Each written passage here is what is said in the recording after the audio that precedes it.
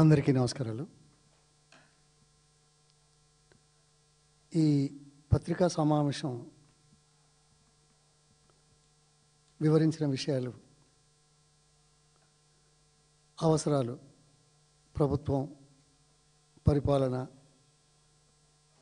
Parliamentary వ్యవస్థ ఇవన్నీ కొత్తేం కాదు. ఒకటే ప్రశ్న, ఈ ప్రభుత్వం కేంద్రంలో ఏ చట్టం చేయకుండా, ఏ బిల్లు తీసుకురాకుండా ప్రభుత్వాన్ని నడుపుతున్నదని అనుకోవాలా?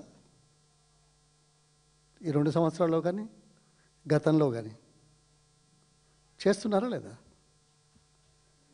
ఈ అవకాశం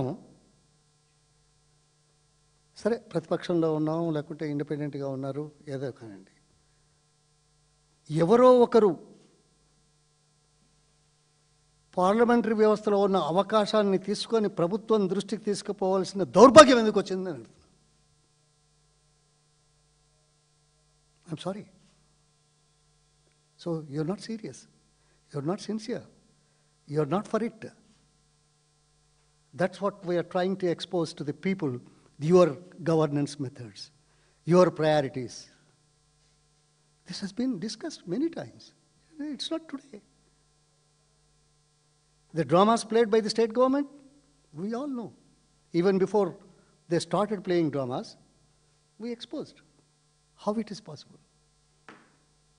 You have to put the bill in the parliament and then say it's done, as in the case of Tamil Nadu, right?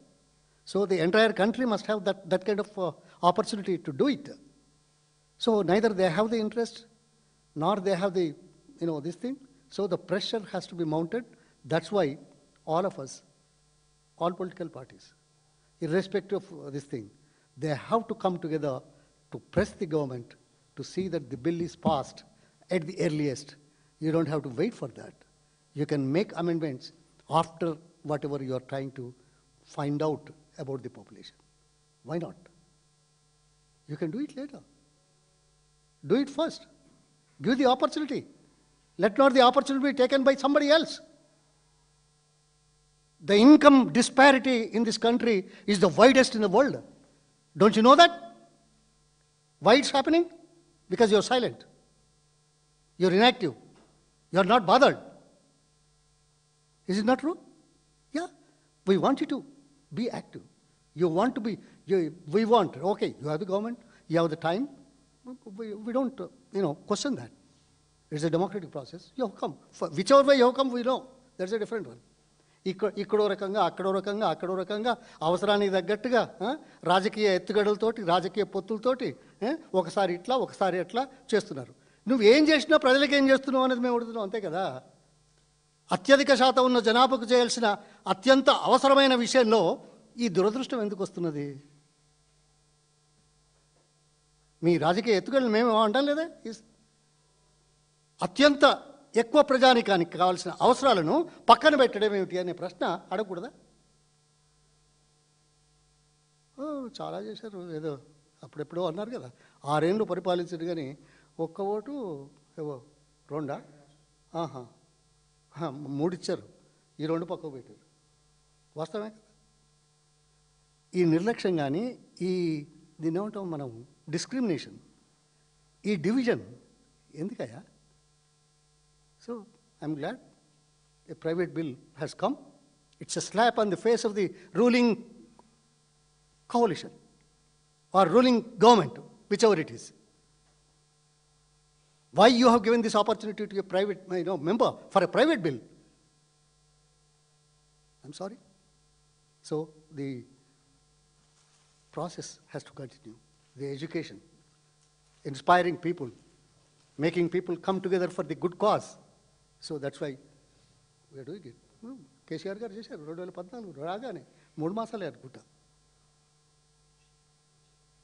ఆ మాట, ఆ పని మీకెందుకు సాధనట్లేదు?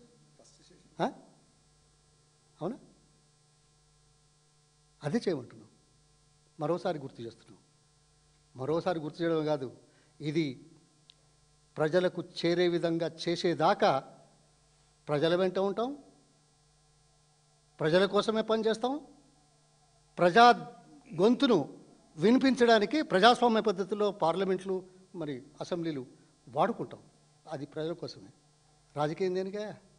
ప్రజల కోసం, ప్రాంతం కోసం, అభివృద్ధి కోసం, సంక్షేమం కోసం. అది కనపడ్డాలా?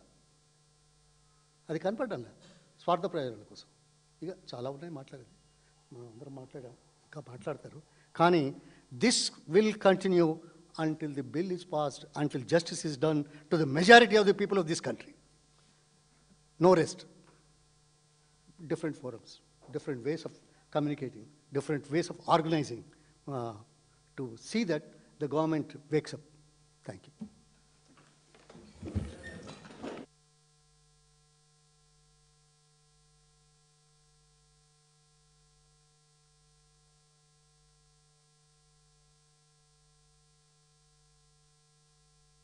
ఎవరు సపోర్ట్ పార్టీల మొత్తం వాళ్ళ వ్యూహాలు కూడా చేసుకోవాలి కదా, వాళ్ళ మోసాలు కూడా పట్టబయలేదు.